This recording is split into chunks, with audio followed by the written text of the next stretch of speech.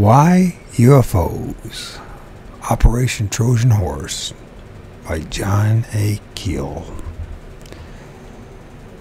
There is no plot to cover up the truth, but a sensible decision made by men whose minds have been boggled by just a glimpse of the overwhelming reality they encountered in their search for evidence to prove or disprove the existence of UFOs.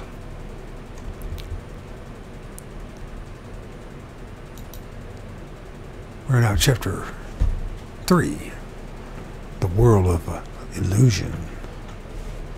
There have been hundreds of incidences in which electromagnetic effects, such as the stalling of automobile engines and power failures, have been noted and documented.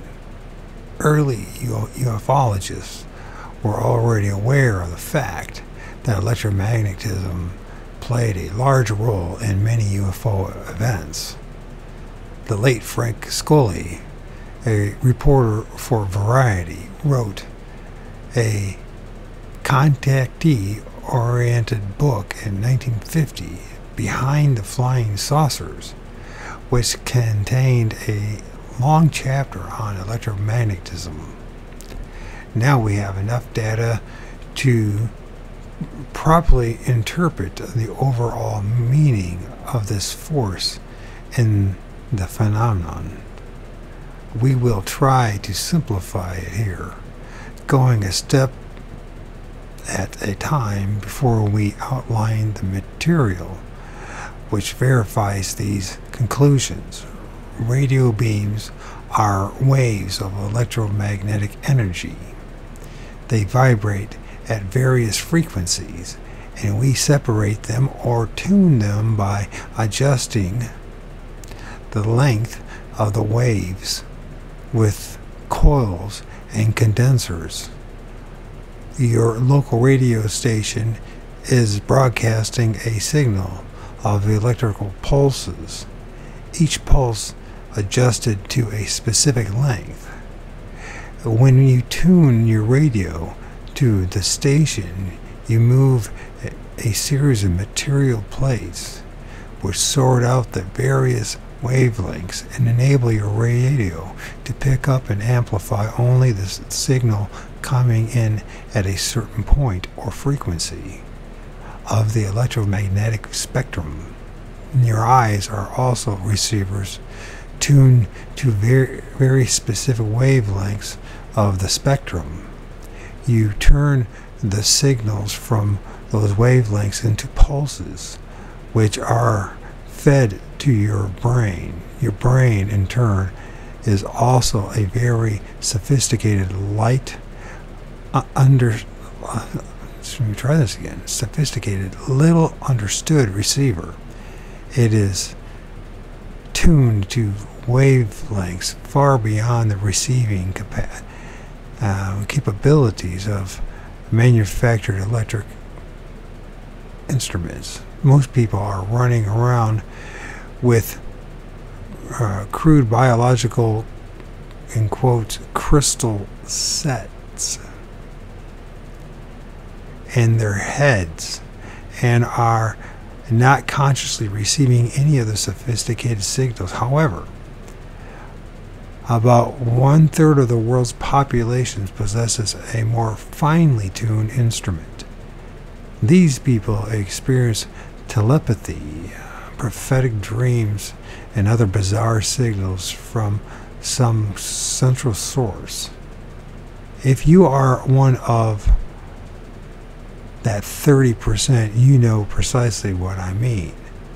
If you belong to the larger ungifted 2/3, you probably regard all this as nonsense, and we may never be able to convince you.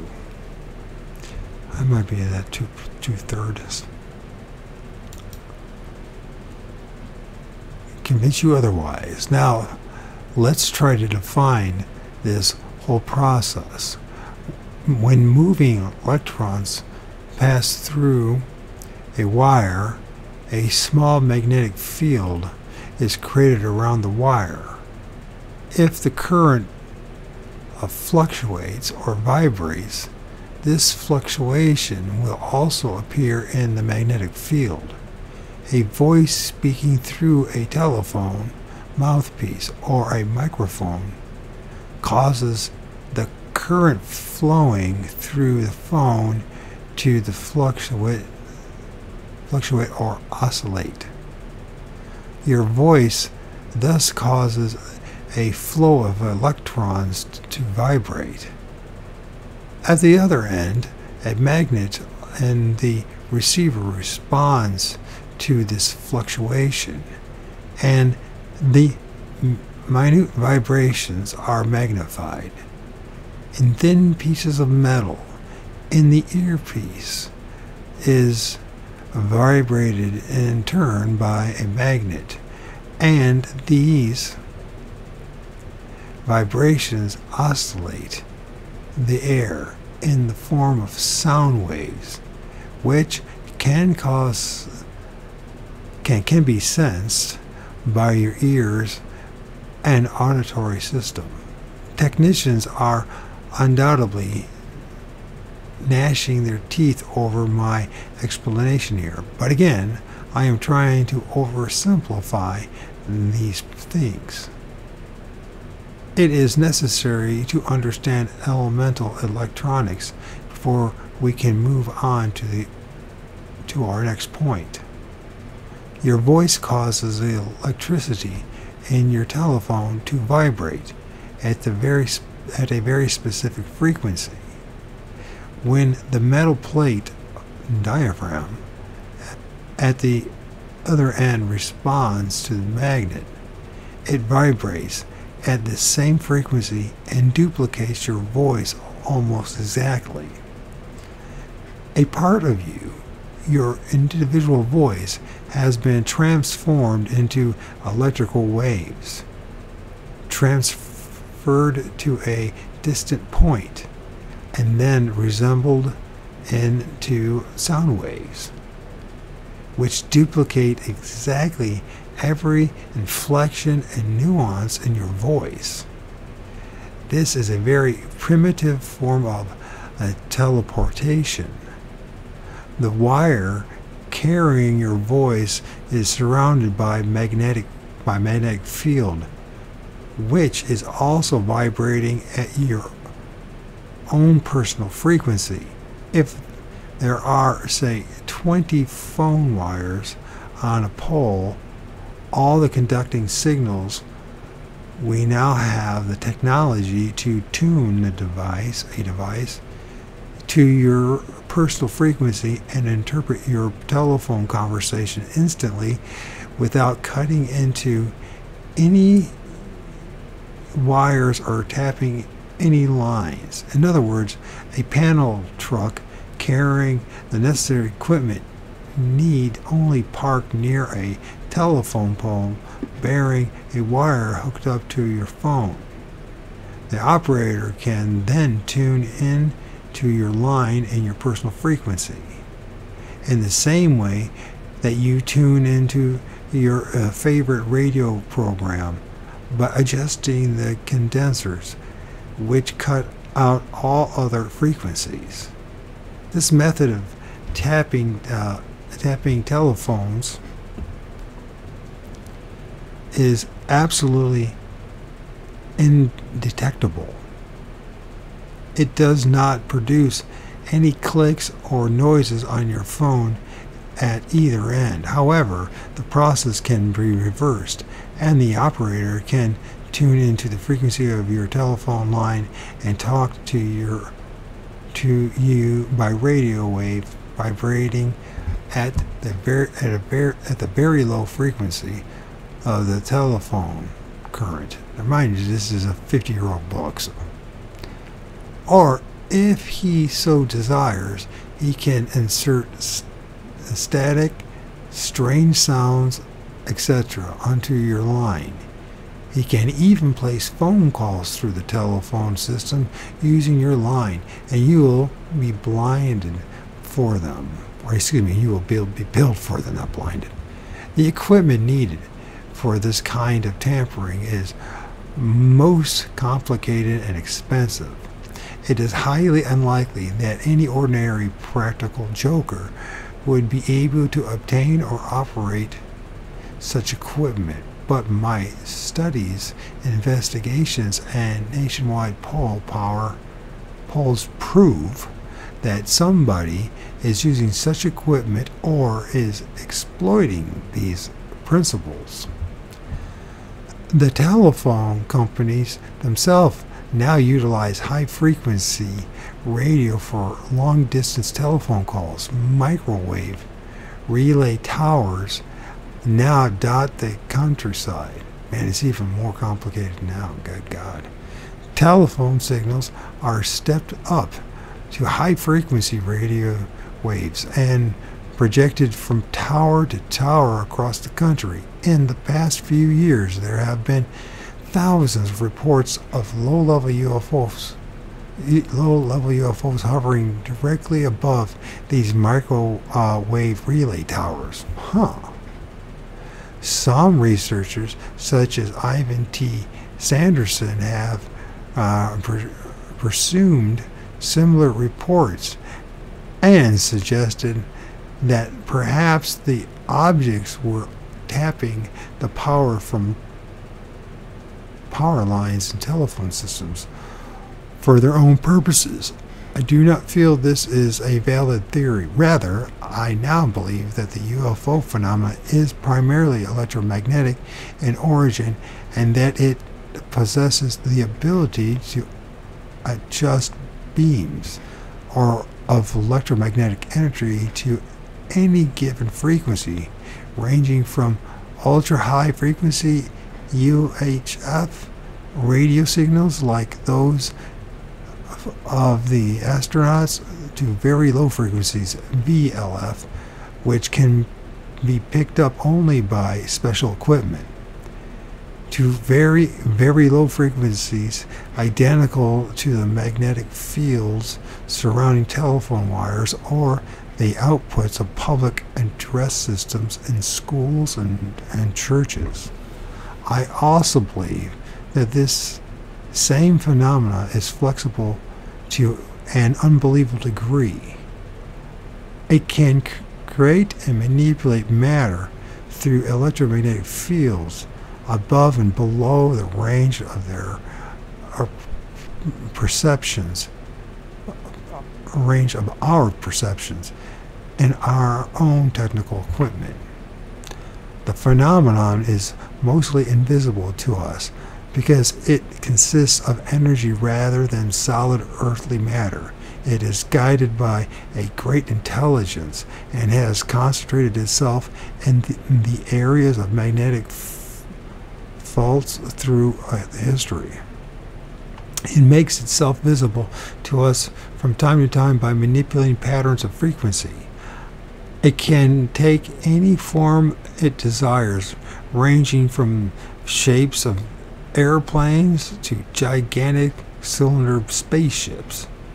It can manifest itself into seemingly living entities, ranging from little green men to awesome one-eyed giants. But one of these configurations is its true form. The UFO sighting data confirms this theory, but we lack the necessary technology to prove it conclusively. Energy and illusion. Any high school student of physics can tell you that our reality is an illusion. All occultists have been saying this same thing for centuries. All matter is composed of confined energy, tiny moving electrons and energy particles from atoms of varying weight and densities. These atoms are joined together to form molecules of specific substances. They are so tiny that the atom remained only a theory for many years. We cannot perceive the atom, but but now can prove scientifically that it exists and that it is made up of energy.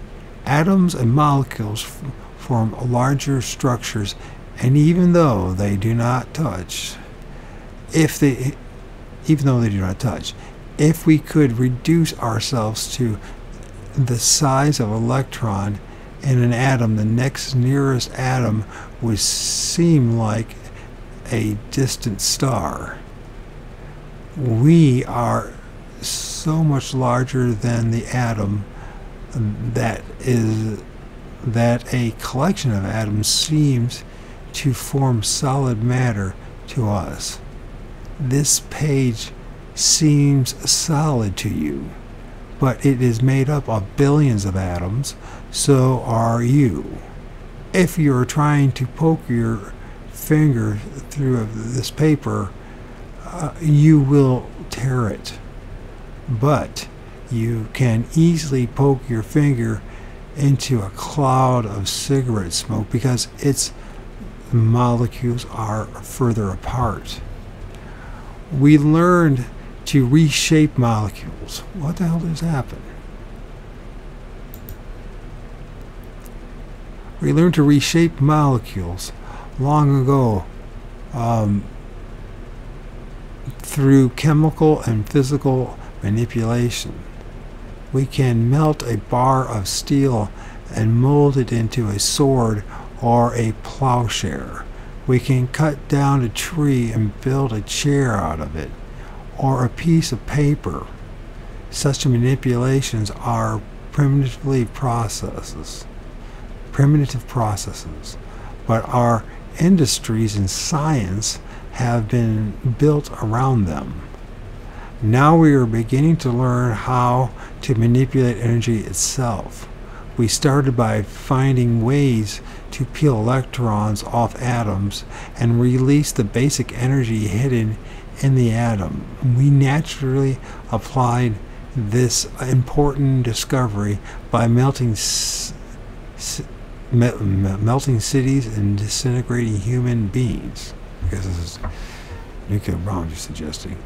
The chair you sit in is composed of billions and billions of molecules made up of atoms. Each cell of your body is also composed of millions of atoms. If the energy patterns or frequencies of the atoms of your body were radically different from the atoms of your chair, it is conceivable that they would intermix and you would sink right through the chair, somewhat in the same way your finger passes through a cloud of cigarette smoke. Our reality is based entirely upon what we can perceive with our physical senses. If we can touch something and feel it, we say that it is real and exists. If we can see it, smell it, hear it, taste it, then we know definitely that it exists. But actually, you may be sensing only a small portion of the existing universe. That this very moment you are surrounded by a wall of electromagnetic waves from dozens of radio and television transmitters. You cannot see or sense these waves, but you can transform them into movements of air with a radio receiver. You have the instrumentations necessary to perceive waves which exist beyond the limitations of our sensual perceptions. There are other ways around you. There are other waves around you which you cannot detect. There are thousands of microscopic life forms in a drop of water. You can't see them, feel them, or taste them because they are too small. A teenage boy can, with a cheap microscope, can peer into a drop of water and invade the privacy of those microbes. But the microbes do not know he is there. They swim about in their liquid environment totally unaware. that their tiny world is actually an insignificant part of a much larger and very different whole. Our world may also be part of something bigger, something beyond our senses and abilities to comprehend. The bigger something is that bigger something is undoubtedly made of energies too, but energies of a different frequency, forming atoms radically different from the atoms of our own world.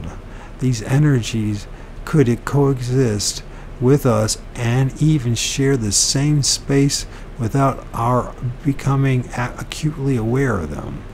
The evidence we have outlined in this book does clearly point to this unperceived coexistence.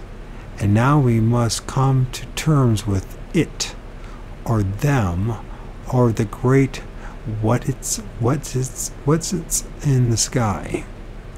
Secrets of the spectrums. For thousands of years, the occultists, spiritualists, and religionists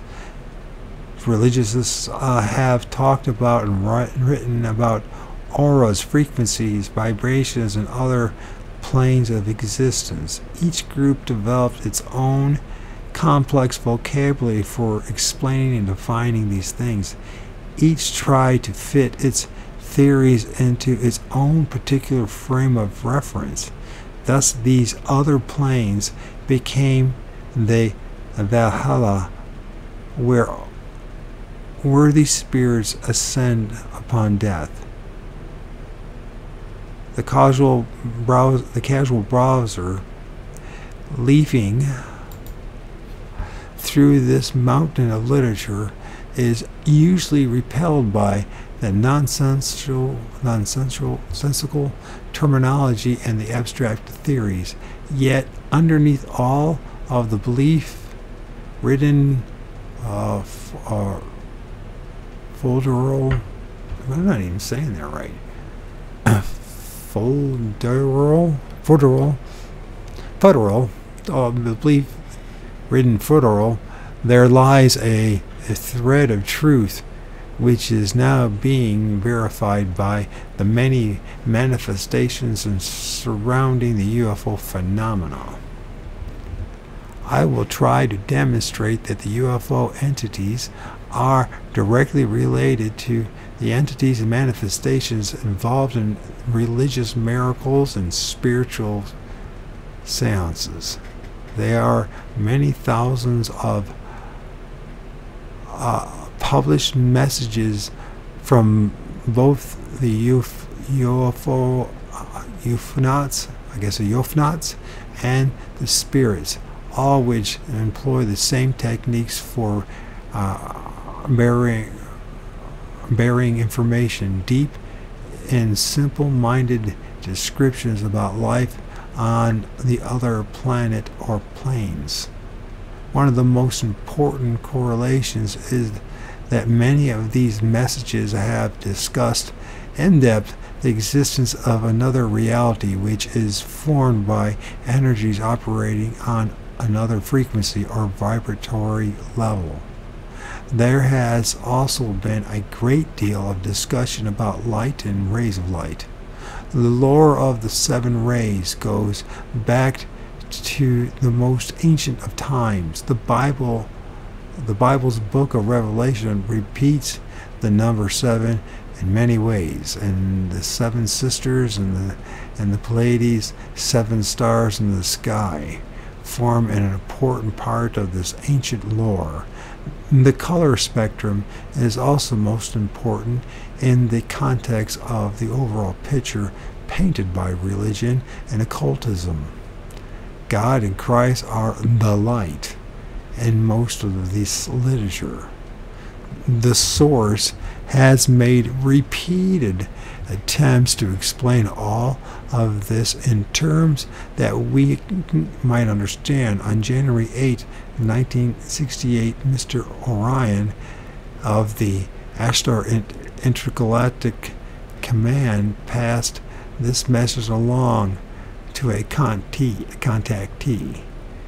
The saucers which you speak of as such are in reality the space bodies of certain aggregates of consciousness. They exist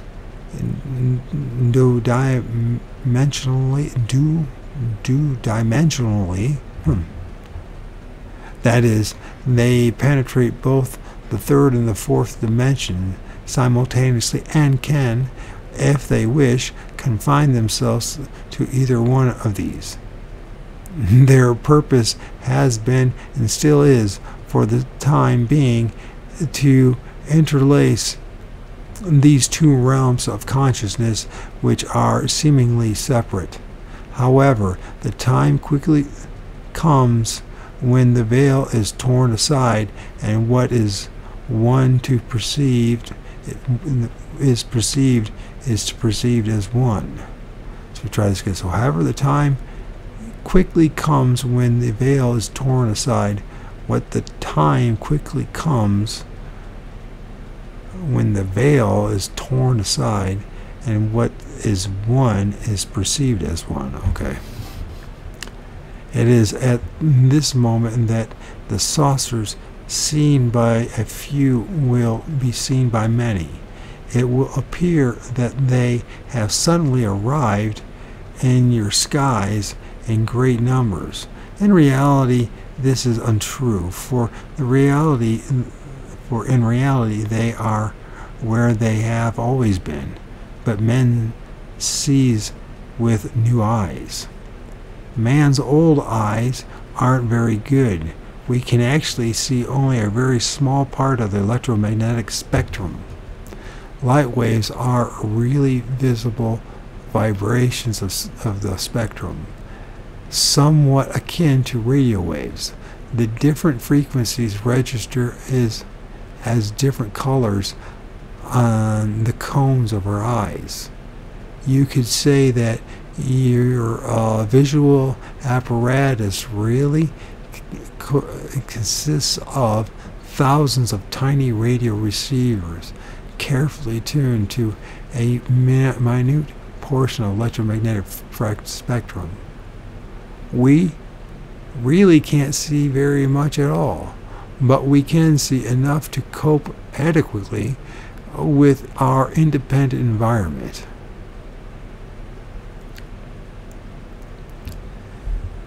The accompanying chart is a rough outline of the basic electromagnetic spectrum: cosmic rays, high intensity, high frequency rays of energy which radiate throughout the universe, occupying one end of the spectrum. They are followed by potent gamma rays, the energy forms which do not do so much damage when we set off our atomic bombs. Did I say don't? They are the okay, let's try this again. Cosmic rays, accompanied by the chart, is a rough outline of basic electromagnetic spectrum. Cosmic rays, high intensity, high frequency rays of energy which radiate throughout the universe, occupying one end of the spectrum. They are followed by potent gamma rays and energy forms which do so much damage when we set off atomic bombs. Next, we have X-rays, short waves which penetrate matter, ionized gas, and cloud of photographic film. These blend in with gamma rays on our scale. Ultraviolet rays comes next, and they are tremendously important to the UFO phenomena. These are also invisible but can burn the flesh and eyes. A neglected part of the UFO evidence consists of hundreds of sightings in which the witnesses suffer all of the symptoms of plague, conjunctivitis, afterwards. Actors performing on a movie set, brightly illuminated by arc lights, sometimes experience this same symptoms. Their eyes redden, itch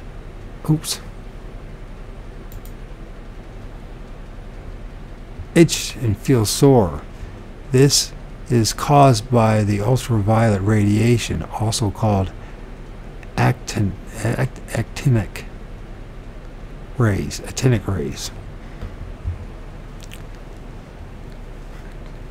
guess that's how you pronounce it. Actinic rays. These same rays give you the sunburn on the beach. Actinic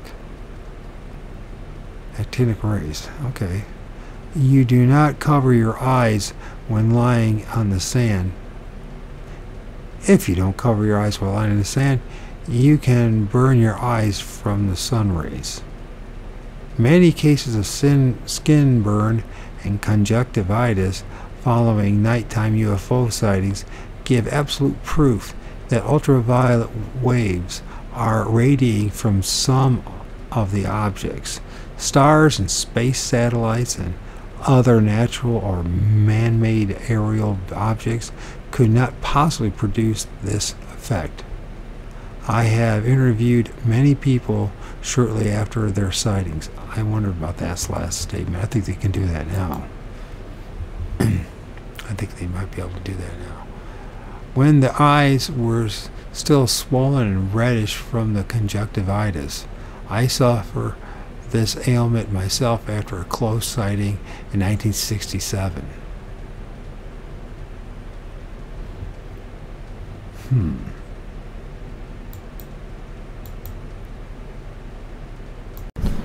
Okay, I'm going to get back to this recording. I know very few of you are going to even watch this, but you know, I strongly recommend that you do some of your own reading, not just watch videos. That's just my opinion, for what it's worth. I'm going to go back to this paragraph. The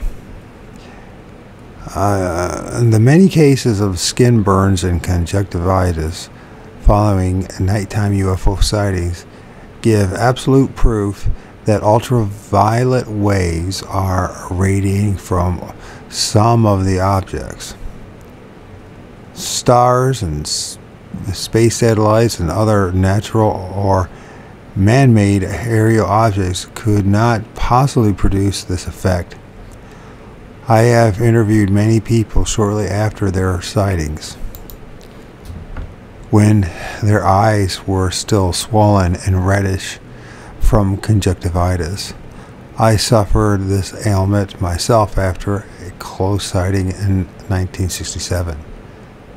The visible light is sandwiched in between 5 and, I guess, is it through 5 and 6 on the scale.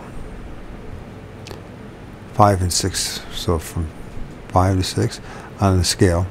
This is the only portion of the spectrum which we can see and utilize. These visible rays are divided into the basic frequencies of blue, yellow, and red. When combined, they form white. Interesting. So these visible rays are divided into the basic frequencies of blue, yellow, and red. When combined, they form white. Beyond red, there is infrared, the visible rays radiated by heat. Many UFO witnesses have complained of feeling oppressive waves of heat, even when the objects seemed to be many yards away. Concentrated infrared can also hurt the eyes. Infrared rays are shorter than microwave radio signals and longer than waves of visible light. Man-made radio signals are last on the scale, and of course things have changed since then. These range from microwaves to UHF, slightly, I guess. Yeah, slightly. It's changed. Things changed a little bit, right? With new technology in the past 50 years. Ultra high frequencies on one end, and VLF, very low frequencies, on the other. The Van Allen belt, a belt of radiation circling the Earth and the atmosphere, strain out from the strain out most of the cosmic rays which are constantly bombarding us. Ultraviolet rays, which are constantly bombarding us, the ultraviolet rays and infrared. Let me try this again. Okay. I said that wrong. The Van Allen belt, a belt of radiation circling the Earth and the atmosphere, strain out most of the cosmic rays, which are constantly bombarding us. The ultraviolet and infrared rays of the sun penetrate this barrier, formulating and plant and animal life have adjusted to absorb and utilize these energies.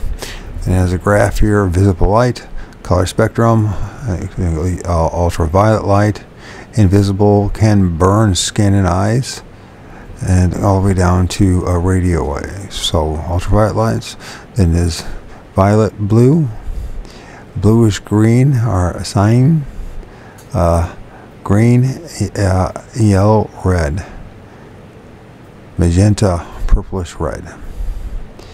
Then it says here in the ultraviolet spectrum to the cyan or bluish green, UFO entry field.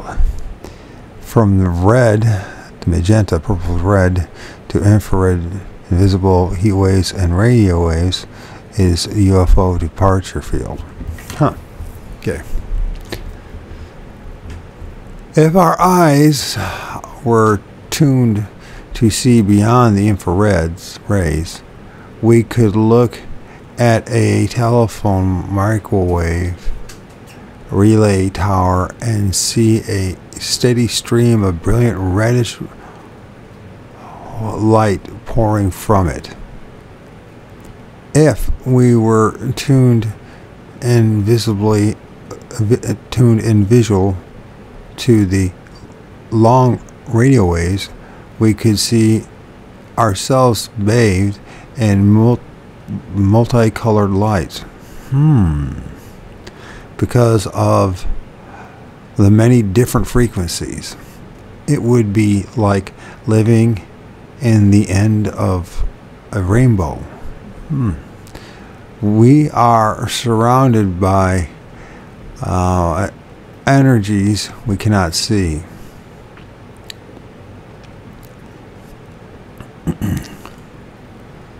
It is possible that some of these energies form objects, entities, and even worlds that we cannot see either. But just because we can't see, hear, feel, or taste them doesn't mean that they aren't there. Let's recap this basic lesson in physics. 1. All solid matter in our environment or reality is composed of energy. 2. All energies are of an electromagnetic nature. 3. The human eye can perceive only a very small portion of the electromagnetic spectrum. 4. Electromagnetic waves of many different frequencies permeate the known universe. We live in a sea of such radiation, and the space through which our planet travels is an ocean of radiation. In recent years, specially equipped satellites and our radio telescopes have discovered that space is filled with infrared rays of unknown origin. Invisible stars have now been detected by infrared devices. They are invisible because they do not issue rays within the limited frequencies of the visible light spectrum. Instead, their energies are being radiated in the higher frequencies of X-rays and lower frequencies of radio waves. Thanks to the excellent work now being done on radio telescopes all over the world, we are rapidly learning more about these invisible objects. It is extremely unlikely that these radio signals are being deliberately broadcast to us by a superior intelligence. Somewhere in this tangled mess of electromagnetic frequencies, there lies an omnipotent intelligence. However, this intelligence is able to manipulate energy. It can, and quite literally, manipulate any kind of object into existence on our plane. For centuries, the occultists and the religious have called this process transmutation or transmogrification. So transmutation or transmogrification. Thousands of books have been published on this process, many of them serving as secret texts for alchemists and sorcerers. The early occultists understood, at least partially, that energy was the key to the whole. Since fire has always been a basic source of energy, many of their rites centered around candles, flames, and bonfires. Early religious rites involved the offering of sacrifices by fire to the unseen gods. In biblical times, animals were consigned to the flames as offerings. In other cultures, human beings were sacrificed on pyres. Essentially, fire breaks down the molecules of the substance being burned, freeing some of the energy contained therein and producing intense infrared radiation. One well-known, heavily documented type of poltergeist, quotes, noise ghost manifestation produces a mysterious fires. Haunted houses often burn to the ground eventually. Fires of undetermined origin erupt suddenly throughout UFO flap areas. Many pyromaniacs set fires because, quote, a voice in a quote in their head told them to do so. Although I have had neither the means nor the time to study adequately and confirm this fire factor, my experiences in flap areas have led me to believe that the energies of these mysterious conflagrations are being utilized by the UFO phenomenon. There may be a definite relationship between the number of fires and the number of UFOs seen in a specific sector. That's very important. What he just says, there are definitely a relationship between the numbers of fires and the numbers of UFOs seen in a specific sector. That's a very important line. A community is suddenly beset with 15 or 20 major fires within the short span of a week or two seems to produce more UFO sightings in that same period than a place with no fires. Either the UFOs are somehow indirectly causing these fires, or they are directly feasting upon the energies produced by the flames. The mystery of the aura. You are a chemical machine made up of electromagnetic energy. Your body is actually an electrical computer connected to all parts of your body by a wiring system of nerves. Constant chemical reactions are taking place throughout your body. The food you eat is being burnt off continuously in the form of heat and energy. Although you can't see it, your body is surrounded by self-generated fields of radiation. The occultists have always called this radiation the aura. There have been many people, mediums and sensitives, who have claimed that they could actually see this human aura. Some amazing demonstrations and tests have been performed before large groups of witnesses in which sensitives were able to look at a stranger's aura, and by supposedly noting various shadings in the aura, they could accurately announce, quote, "You have a scar on your abdomen," or "There's a black cloud over your liver.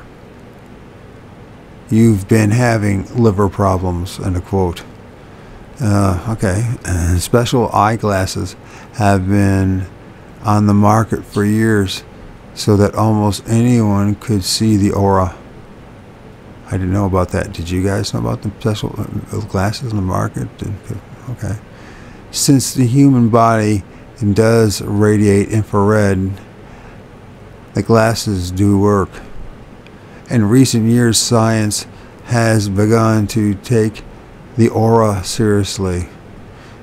The Albert Einstein Medical Center in Philadelphia has been conducting experiments with infrared devices for some time, with surprising results. They have, for example, photographed a man's arms and hands with the devices before and after he smoked a cigarette. The after shot showed how his arms were darkened because of the nicotine that constricted the blood vessels and lowered the temperature in his arm and his limbs. Tumors and other disorders readily show up in these thermogram photos. See Scientific American, February 1967. These studies have confirmed the wild claims of the occult aura watchers. The Biomedical Engineering Center at Northwestern University Technological Institute have also been experimenting with an ultrasound system which has produced similar results. A hand dipped in water agitated by a special sound transducer device reveals blood vessels as green, blue, or orange lines. It even works with metal. A spot of defective welding appears in varying colors, while a good weld is uniformed. What has the aura got to do with flying saucers? Perhaps a good deal. Many contactees have been told that they were selected because of their aura. Occultists have long claimed that each person is surrounded by an aura which reveals his spiritual state. An evil person has a black aura. A saintly type has a golden radiation. There are supposed to be blue auras, and white ones is also, all with their own meaning. Here again, the literature on aura is massive, and not all of it is nonsense.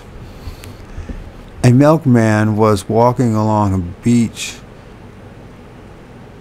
south of Sydney, Australia, early one morning in the summer of 1960 when he came upon a strange metal disc surrounded by a violet light.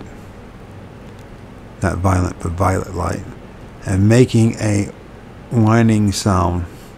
Two men suddenly appeared, both dressed in space suits complete with transparent helmets.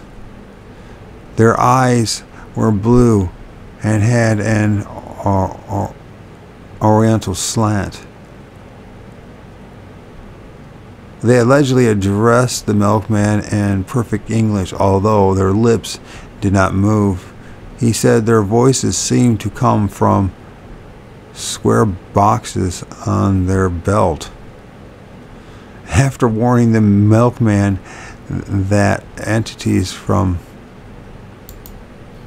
Orion were preparing to take over the Earth, they said that they had been able to contact him because of his aura. They promised to return and contact him again at some time in the future, stating that he, quote, was going to be used for a certain job, end quote.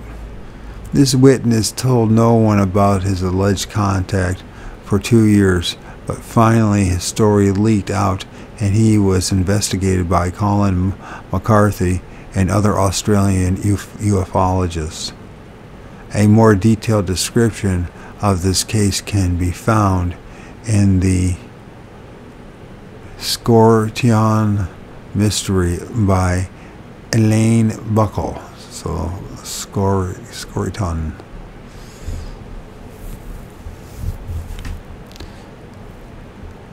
Since many animals have better vision than men, it is possible that the UFOs and the UFOnauts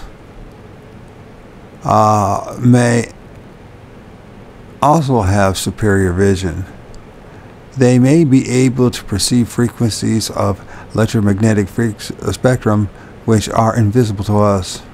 Perhaps they can even see the entire spectrum and can clearly view not only our unlimited world, but the more vast invisible world which surrounds us. There have been numerous confirmed radar sightings of UFOs which could not be seen by the naked eye. We also have the thousands of soft sightings in which the objects suddenly appear and or disappear instantly in the front of a witness.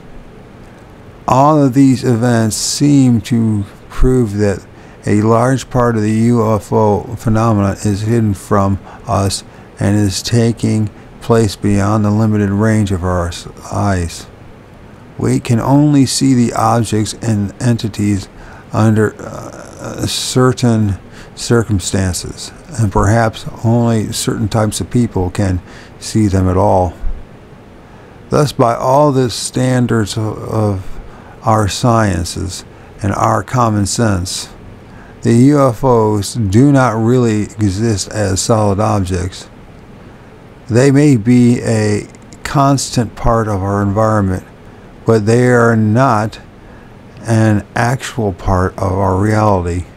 We cannot therefore catalog them as manufactured products of some extraterrestrial civilization sharing our own dimensions of time and space.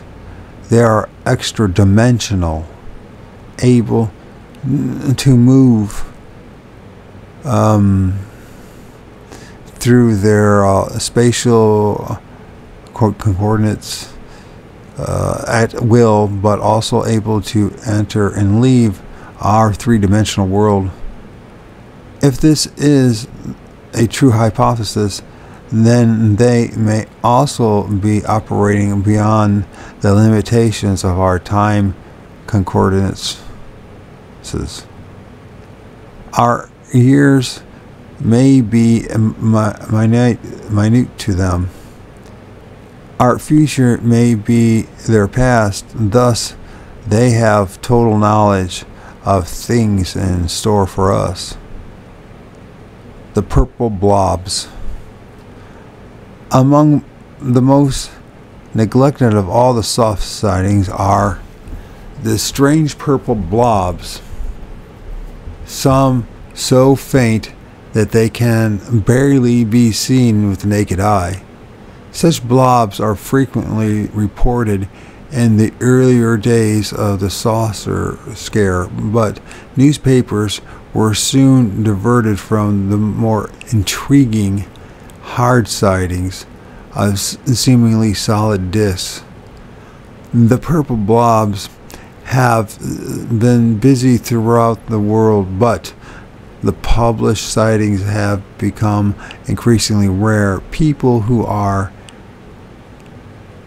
see these things often dismiss them as some kind of illusion or natural phenomena, but they feel they are not worthy of being reported. Between 9:15 and 11 p.m. on the night of June 24, 1947, scores of people in Seattle, Washington, watched peculiar purple and light blue spots of light dancing around the sky. I filmed them too. That was the same day that Kenneth Arnold saw his famous flying saucers. I have seen many strange blue lights and purple spots in my travels. The first time I was roaming around the hills behind Gallipolis Ferry, West Virginia, early in 1967. And when the spots first appeared, I thought my eyes were playing tricks. They were barely visible in the darkness and seemed to be small clouds of glowing gas.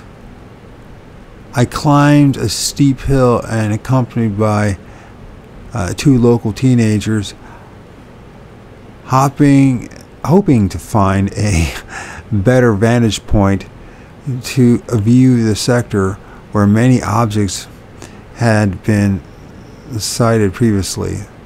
The purple spots were moving all around us. There were 20 or more. The sky was overcast, and at first I suspected the phenomenon might be caused by stars faintly shining through the clouds, but they seemed very close by, manufacturing around a treetop level. It's not manufacturing, maneuvering around a treetop level. I blinked my huge flashlight at them and was startled when these things actually leaped out of the way of the beam. And it's interesting because I'm filming a lot of these blue circles, purple circles, and they're associated with the trees. All right. When we reached the summit of the hill, I experimented further, aiming my light at spots which had remained perfectly stationary since we had first noticed them. The instant my beam struck them, these spots skirted across the sky, some of them darting 20 to 30 degrees before they paused again. After much more experimentation on other nights in other places, I had concluded that the purple spots were parts of the UFO phenomenon and were being controlled by or possessed by some kind of intelligence.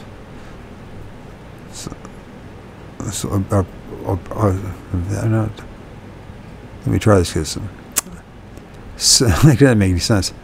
After much more experimentation on other nights in other places, I concluded that the purple spots were part of the UFO phenomenon and were being controlled by or possessed some kind of intelligence. Okay.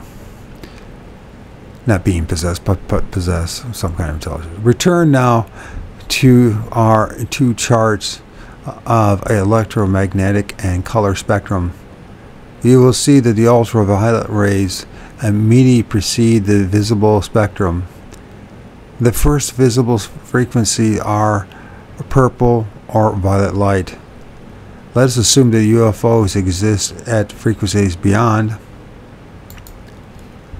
visible light, but they can adjust their frequency and descend the electromagnetic spectrum. Just as you can turn the dial of your radio or move a variety of condensers up and down a scale of radio frequencies. When the UFO's frequencies nears the visible light, it would first appear as a purple blob of violet. As it moves further down the scale, it would seem to change to blue, and then to cyan, bluish green. In our chart on meteors, we note that they most often appear as bluish green objects. I have therefore classified that section of the color spectrum as the UFO entry field. When the objects begin to move into our spatial and time concordance, they gear down from the higher frequencies, passing progressively from ultraviolet to violet to bluish green or cyan. When they stabilize within our dimensions, they radiate energy on all frequencies and become a glaring white. In the white condition, the object can traverse distances visibly, but radical maneuvers of ascension and descension require it to alter its frequency again. And this process produces new color changes. In the majority of all landing reports, the objects were said to have turned orange, red or yellow, or red before descending. When they settle to the ground, they solidify. They begin to glow red again. Sometimes they reportedly turn a brilliant red or vanish. Other times they shift through all the colors of the spectrum and turn white, and fly off into the night sky until they look like just another star. Since the color red is so closely associated with landing and takeoff processes, I term this end of the color spectrum the UFO departure field. The great mass of observable data fully supports this hypothesis. Our glowing objects change color, size, and form, and this fact indicates that they are comprised of energy which can be manipulated to temporarily stimulate terrestrial matter. Such energies must be somehow collected together at the invisible frequencies, and then frequencies changes are brought about to lower them into the visible spectrum. Once they become visible, they can then organize themselves into atoms and produce any desired form. Barney and Betty Hill, a couple who were allegedly taken aboard a UFO in New Hampshire in 1961, first observed a brilliant moving star. As it drew closer, the brilliance faded and it became a seemingly material flying saucer occupied by small men in uniforms. Brazil's Villa Boas, who claims he was taken aboard a UFO in 1957, first saw the reddish object, which then became the grounded saucer. When it took off again, the object first surrounded itself with a red glow. The glow intensified and the reddish objects sailed off into the stars. Those who have tried to investigate the UFO phenomena in purely physical terms have speculated on the possible mechanics of such objects. The general consensus has been that UFOs utilize an anti-gravity device which surrounds them with a magnetic field, and this magnetism ionizes the nitrogen in the air around the object, causing it to glow. On the surface, this has seemed like a plausible theory, but in reality it is not workable. The tremendous amount of magnetism would be required to produce the magnetic effects blamed on the objects, such as the stalling of automobiles. The Ford Motor Company, working with the UFO investigating group in Colorado University, discovered that simple magnetism could not stall an auto engine encased in the protective steel body of the car. A field strong enough to accomplish this would also be strong enough to bend the car itself and possibly affect the passengers as well. Continuous ionization of the air is also a difficult feat.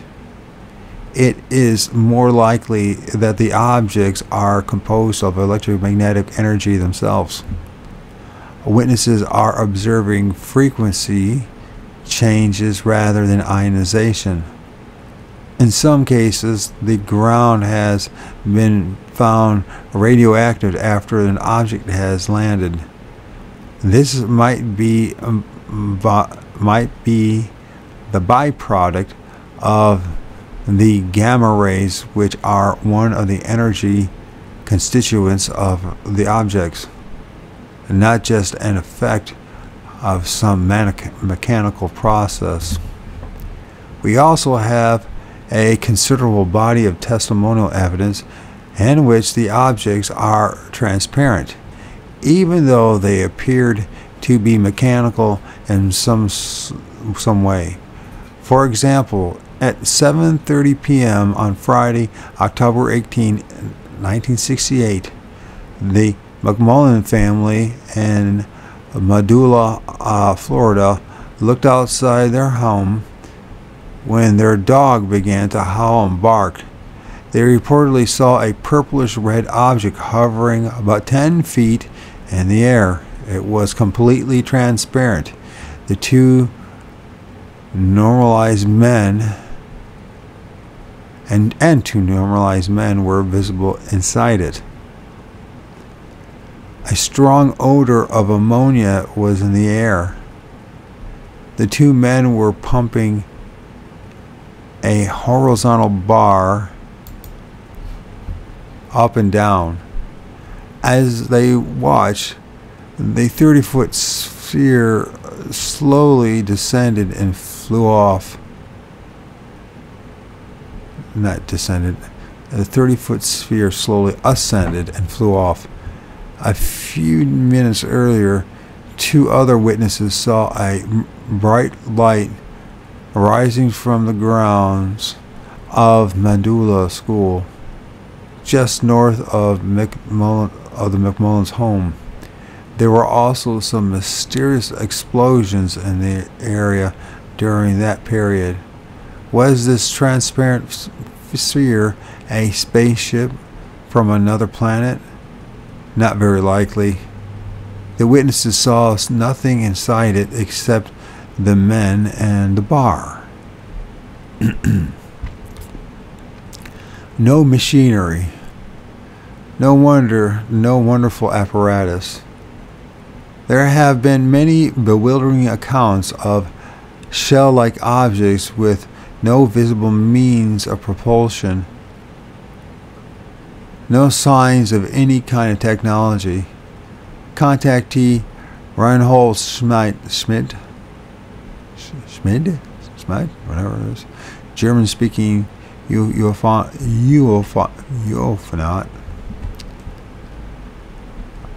I can't ever say it.